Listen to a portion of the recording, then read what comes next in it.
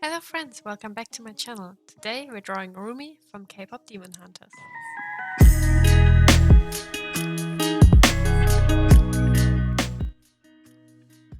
Okay, so after my entire feed was absolutely overflowing with shorts from Kpop Demon Hunters, I finally caved and decided to watch it. And honestly, I didn't expect it to be that good. At first, I thought it might be kind of forced to put K-pop into a world with demons and use singing to fight the demons, which is, to be honest, a hilarious concept. But it worked quite well, and that really impressed me. And I'm not sure if I really want to admit it, but I also really liked the romance between Jinu and Rumi, and I thought the chemistry between the characters was really great. So yeah, once I saw Rumi, I actually knew from the start I needed to draw her. So this is my attempt at drawing her. So as you can see here, I started off with a light pencil sketch to get her pose and proportions right. And speaking about proportions, the space between eyes and the space between eye and the nose bridge are my immortal enemy. So the eyes you can see here, the left one, I will redraw later and put a little bit more to the middle of the face because I think the spacing is too much.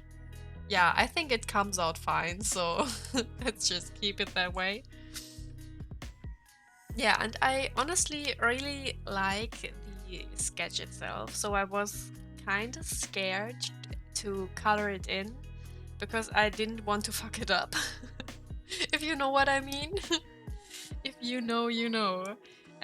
Yeah, but I went for it anyways, and I think it turned out well. I also really like when my sketchbook is colorful, so that's a pro for that. I don't know if you might have noticed, but I don't do the circle for the sketch um, underneath in a right way, if there is a right way, but normally you should use the circle and then put the eyes in the exact middle of the circle and then put the nose on the lower part and then do a half of that circle below it to finish the face. So that is where the chin goes. But I absolutely do not stick to that rule because I'm just laying down the face for the circle to put that face on, and I'm then putting on the face in a way that I see it on there. I don't know. And because the circle is smaller than it should be, I'm also always extending the head upwards very much, and then put a lot of hair on top, so to cover up that the circle that I use for guidance is too small. But yeah, I hope you're not confused by that. But I think you can also see the process. And I kind of like making the circle that small because the lower part of the circle is then where the cheekbones are. And that really helps me to structure the face and make the shading right. So as you can see, I'm layering a lot of hair on top, but Rumi also has a lot of hair, so that's fine. And you can obviously see that I'm going for the ruffled hair look that is in the end of the movie. I don't want to spoil or anything, but that scene where her marks are turning white and her hair is, yeah, ruffled up, and I really think that look came over more natural, and I really like that it kind of seemed like a real person, because whenever do you have perfectly neat hair? I do not have that, for sure. And to be honest, with that sketch, I was mostly struggling with her eyes because I practiced portraits a lot, but I never did portraits with anime eyes. And after I did them, I actually thought that those eyes are just bigger in a way that the upper lid line is then made to also be the eye. So the eye is just way bigger than it is in a normal portrait. Obviously, it's way bigger, but also the shape of the eye goes over like where you would do the upper lid. Yeah, so that is a enlightenment that I had. So I hope you're also enlightened through this. Learn something new again. Nice. And to be brutally honest, I had to redraw her braid a few times because it was too thick at first. But yeah, this is the final look. And now I'm going over the sketch with a heavier hand to be able to see all the most important details after I erase the sketch later so that they stay on. And I'm adding pupils so she doesn't look cursed anymore.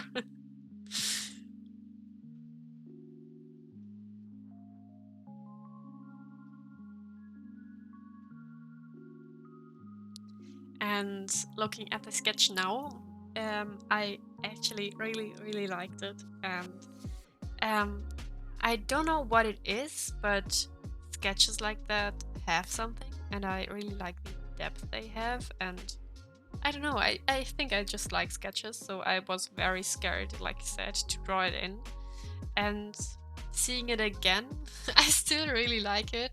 Kind of wish I would have done a second one to just have a colored in version and a not colored in version, but as you can see, the left page is still blank, so I'm thinking about putting a second Roomie or a sketch Roomie on that. I actually have a sketch on the other side of that left page, so I don't want to color on that with alcohol markers because they bleed a lot. I don't want to ruin that sketch because I like it. But since I have this new sketchbook, I also wanted to start more with spreads so that you don't put an illustration on just one page, but you make a spread out of it. So you illustrate the whole double page in a way that it fits together nicely. So I'm still thinking if I should do the cartoony Rumi or Rumi shoving down a sushi roll or something, just to have something fun next to that. I think that would be nice. So yeah, as you can see, I'm laying down the alcohol markers now.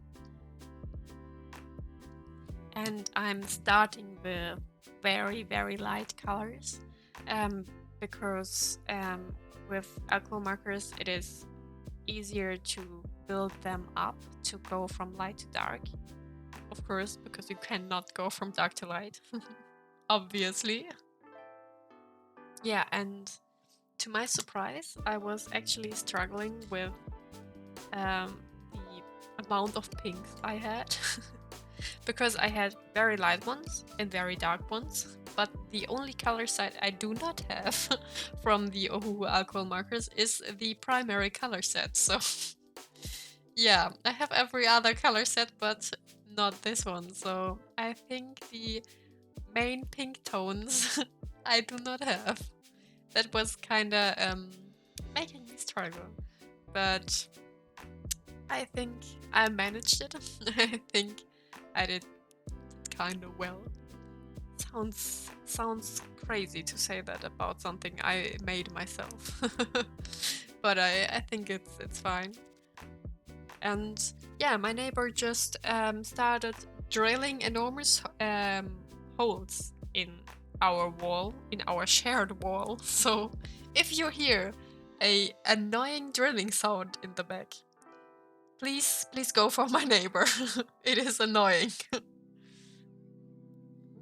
And speaking of annoying sounds, I actually changed a few things with my microphone, so I hope the sound quality improved. I did a lot. I really dived deep into microphone, sound control, sound card stuff.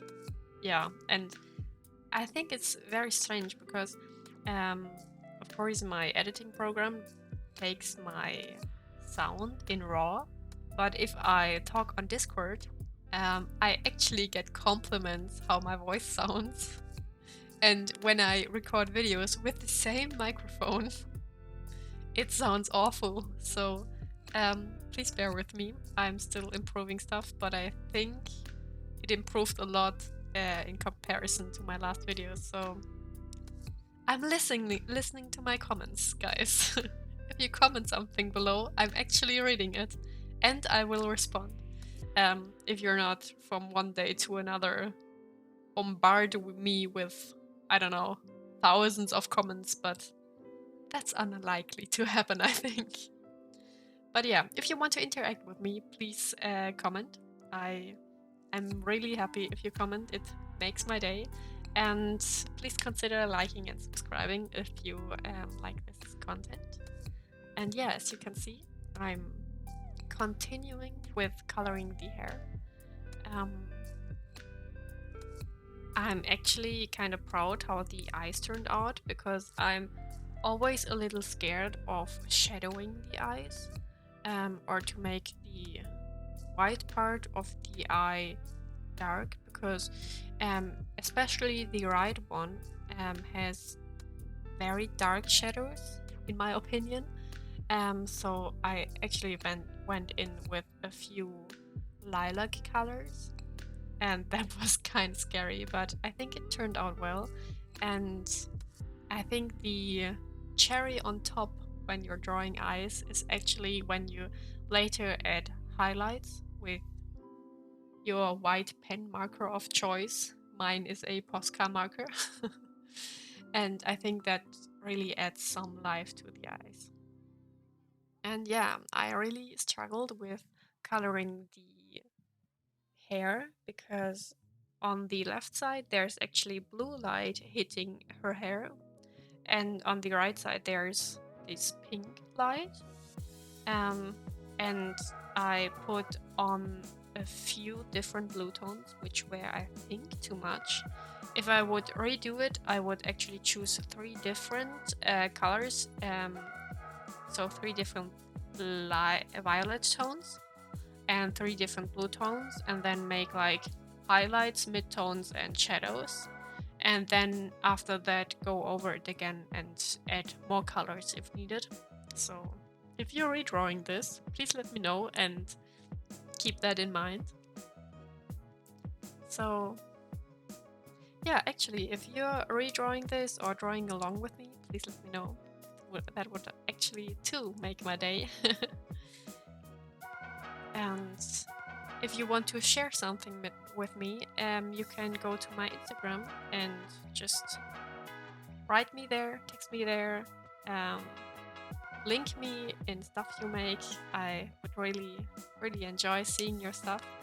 Yeah, and now you see that I actually changed to just laying down the darkest blue color I have, I think. And drawing the shadows with that, leaving out the part where the blue light hits the hair and makes it shiny, so that I can later go in with a lighter blue color and color this in. And throughout all of this, I make sure that my marker strokes always go in the direction where the hair actually lies, so that if it is streaky, it then looks natural or on purpose. That is very important if you draw hair. And yeah, I then go in with the darkest violet color I have and put in the shadows where I think a little bit of the pink light still hits. And for the hair, I'm actually going over that later with some pencils, so don't worry too much about it, how it looks. If you do it yourself, you can still go in with pencil later and then do all the fine details. And I think that makes a lot of difference with actually doing here. So unfortunately, I lost the footage where I did the pencil sketch. So this is the finished hair. I just went over it with a dark blue and a dark violet color, and also made sure that I go into the direction where the hair goes. And I obviously added some lashes, and then I'm going over the hair again to add some more details, and so that you can actually see how I'm doing the details with the hair. So I'm defining the edges where the braid, where each braid goes, and also I did a few darker lines on the head so that you can see where the different branches of hair are taken to put into the braid. And of course I added the hair that is going away from the braid for the ruffled look with pencil 2, because I think marker would be too thick for this. I just made the thicker hair strands in the front with marker. And yeah, I darkened the eyebrows a little bit. I also touched up the shirts she wears a little bit. And then I later touched up her marks again, so that those look a little bit more defined. And I don't know what you think about that, but growing up I always thought that mixing media kind of feels illegal, but it brought me such a long way when I actually realized that it isn't. And that going in with pencils later can actually add so much more detail and depth. You can change colors, and I think especially for the hair it looks so much better when you go in with pencil later. Um, so yeah, tell me if you had that feeling too, or if you're just going in with everything you want and having fun, and I don't know, just being stupid. But yeah, this illustration wouldn't be at a point where it is without using pencils. So yeah, you can actually make something like this even if you do not have alcohol markers or anything. You can go there for sure with pencil sketches, or even laying down watercolor for like the main parts, like a violet color for the hair and a pink color for the face, and then going in with pencil later. So kind of doing the same thing I did with alcohol markers, and I really think I should try this too. Do a watercolor illustration and then going in with pencil later. So yeah, I really hope you enjoyed the process. I really hope you also enjoy how the illustration looks at the end. So if you did, please leave a like, maybe comment. It would mean the world to me if you comment and subscribe. And I hope you enjoyed this one, and I really look forward to seeing you in the next one. So see you then. Bye!